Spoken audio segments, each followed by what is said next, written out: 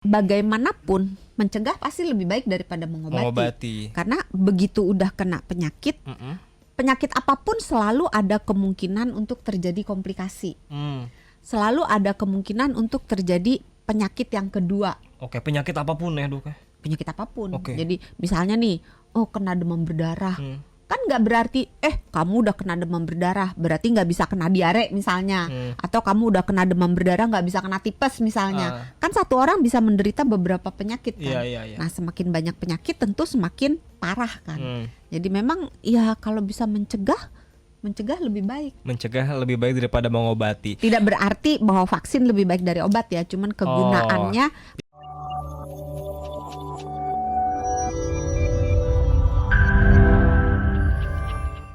Seberapa penting kita berarti kan vaksin ini kategorinya ada di stepnya yang pertama ya, mencegah ya kan. Baru habis itu kalau kena penyakit ya pakai obat. Seberapa penting kita pakai vaksin, menggunakan vaksin untuk mencegah penyakit? Tergantung penilaian kita. Tergantung penilaian kita sendiri. Iya. Kalau kita kuat berarti kita termasuk kelompok mana? Oke. Kelompok rentan atau bukan? Perilaku kita gimana? Hidupnya, makannya gimana? Gitu kan, iya gaya hidupnya, olahraganya gimana, tidurnya gimana? Bentar lagi larinya ke makanan lagi nih. Kan udah tadi pola makan ya? Iya. Terus kita punya penyakit kronis gak? Gitu kan. Terus apakah kita sudah menjalankan gaya hidup bersih, PHBS, hidup bersih, sehat gitu. Kalau misalnya kayaknya saya semua udah deh, bukan kelompok rentan, maka vaksin itu menjadi sebuah pilihan aja. Opsional. Opsional. Tapi kalau misalnya udah masuk kelompok rentan, penyakitnya segudang gitu, kebiasaan hidupnya jelek semua gitu, terus nggak biasa hidup bersih gitu, ya mbok vaksin gitu. Kalau bukan kelompok rentan tapi gaya hidupnya jelek, itu dianjurkan vaksin. Juga nggak vaksin? Oke, pokoknya kalau yang hidupnya sehat, gaya hidupnya bagus itu nggak perlu lah ya. Pilihan sebenarnya ya. Bukan nggak perlu sih. Ya kalau misalnya dokter pasti nganjurinnya vaksin. Itu akan lebih menguatkan imun lagi gitu ya. Karena sebenarnya vaksin sendiri bukan hanya berfungsi buat dirinya dia, tapi ada yang namanya imunitas kelompok. Iya. Nah, pernah dengar kan waktu COVID kan? Nah, padahal itu dari dulu udah ada, dari zaman campak, zaman polio. Karena sebuah penyakit itu kalau kekebalan imunitas kelompoknya itu tinggi, lama-lama dia punah. Kayak penyakit cacar kan punah karena itu. Semua orang divaksin. Jadi si virusnya ini mau nemplok ke sini, dia udah kebal. Nemplok sini dia udah kebal, mau kemana lagi nggak bisa, akhirnya ya dia mati sendiri. Jadi gitu. Secara nggak langsung peran vaksin ini penting banget dong ya dok ya, apalagi kalau yang kelompoknya nggak rentan sekalipun juga dianjurkan vaksin supaya itu tadi menciptakan imunitas kelompok. Jadi nggak semata-mata buat diri kita sendiri, tapi juga untuk kelompok. Karena yang itu tadi supaya si virusnya itu nggak punya tempat untuk lompat, untuk pindah, untuk nularin orang, karena semuanya udah kebal. Lama-lama dia hilang. Habis mau kemana lagi? Kesini udah divaksin. Iya, kesana udah divaksin, kesana udah divaksin. Jadi nggak punya tempat.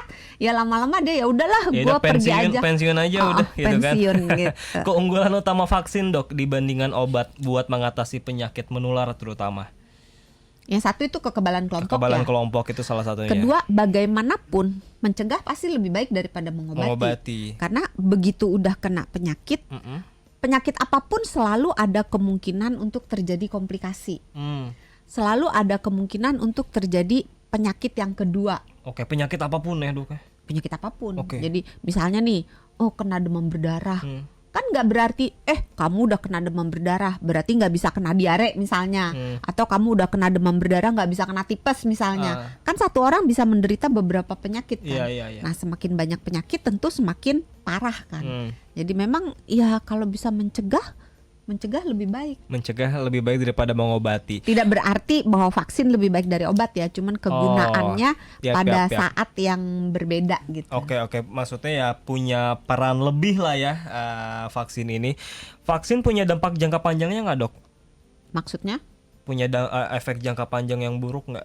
Atau yang buruk? Ya akan selalu baik efeknya. agak susah dibilang sih. Karena sebenarnya untuk sebuah vaksin bisa dirilis ke masyarakat umum, digunakan oleh masyarakat umum, itu sudah melewati berbagai clinical trial gitu. Nggak bisa langsung baru ketemu terus langsung buat massal gitu. Biasanya ke binatang percobaan dulu, kalau udah sukses ke orang kelompok yang sehat, kalau udah sukses. Jadi dia ada berapa tahap gitu. Nah, tapi tentu aja di dalam dunia kedokteran kan kepastian itu adalah kematian doang gitu. Jadi yang pasti itu hanya kematian gitu. Segala sesuatu nggak ada yang pasti. Cuma memang kemungkinan besar sekali itu aman. Gitu. Ya, karena segala sesuatu kan nggak ada yang sempurna. Cuman vaksin ini ya kalau dipersenkan udah gede banget lah ya untuk efektif bisa mencegah penyakit. Dalam kondisi tertentu dok, ada nggak penyakit yang lebih baik diobati saja deh daripada dicegah pakai vaksin? Ada nggak? Atau semuanya malah justru lebih baik dicegah pakai vaksin dulu daripada diobati? Kayaknya lebih baik dicegah pakai vaksin dulu deh. Ya, jadi selama penyakitnya bisa ada vaksinnya, lebih baik vaksin gitu ya.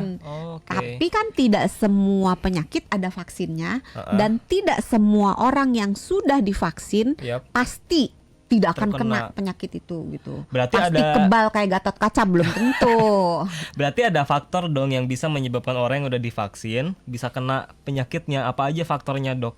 Yang bisa akhirnya vaksinnya jadi gagal nih untuk mencegah. Lanjut aja, masih 5 menit lagi dok. Jadi bisa aja nih vaksinnya rusak.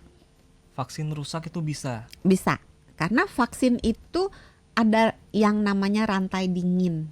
Jadi mulai dari pabrik sampai masuk di kita, entah disuntik, entah ditetes, entah dimakan gitu ya, apapun bentuknya, atau dihirup lewat hidung gitu, apapun bentuknya, itu harus diperlakukan secara khusus. Kayak kemarin COVID aja, itu kan ada suhunya dari segini sampai segini, gitu, disimpan, ada wadahnya, wadahnya sendiri aja ada termometernya gitu kan. Nah, kalau itu dilanggar, vaksinnya itu kualitasnya akan menurun. Entah menurun sedikit atau menurun banyak, tergantung perlakuannya gitu. Nah, kita yang disuntik gitu atau yang mendapatkan vaksin tersebut dengan cara apapun, nggak bisa bedain. Nggak bisa bedain mana vaksin yang udah rusak atau belum. Karena kan bentuknya cairan begitu doang. Sama aja. Dan kan kita nggak tahu nih perjalanannya apakah ditangani dengan benar atau tidak. Asumsinya harusnya ini asumsinya vaksinnya berada dalam rantai dingin yang tepat terus gitu. Iyalah, pasien kan sebagai orang awam ya pengertinya kalau udah disuguhkan ya oke-oke aja gitu kan. Nah, si vaksinnya ini sendiri ketika anggaplah misalnya vaksinnya ini masih bagus kualitasnya. Ketika disuntikan orangnya tidak melakukan hal-hal yang dibutuhkan oleh tubuh supaya membentuk kekebalan tubuh dengan baik. Nah, untuk membentuk kekebalan tubuh dengan baik tentu butuh protein, butuh vitamin, ya kan, butuh cairan gitu. Jangan dikasih asap. Asap rokok, asap polusi gitu kan.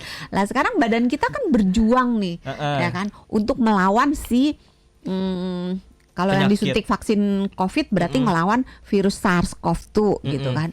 Nah, ketika berjuang itu kan harusnya kita sebagai yang punya badan kita support. Supportnya dengan apa? Makanan yang bergizi, minum yang cukup, tidur yang cukup, istirahat gitu. Kadang-kadang kan habis divaksin ngerasa yang pede. Kita lakukan apa? Udah divaksin nih, jadi udah pede nggak mungkin kena penyakit. Jadi abai dengan nggak mau THBS makan tadi. asal aja gitu kan. Terus kita nggak jaga diri sehingga habis divaksin kita ketularan temen yang lagi batuk pilek karena kita ngumpul rame-rame gitu kan. Jadi banyak hal, belum kekebalan tubuh kita sendiri gitu. Jadi kalau misalnya kita tidak berada dalam kondisi yang sangat fit, maka hasil si antibodi yang akan dibuat tentu akan lebih minimal lebih sedikit daripada kalau badan kita lagi fit gitu. Jadi faktornya banyak. Intinya vaksin ini bukan single fighter, bukan pahlawan. Iya, makanya orang yang sudah divaksin itu tadi sekali lagi tidak menjadi kebal 100%. Tapi orang yang divaksin kalau dia kena penyakit itu kenanya dalam taraf yang ringan.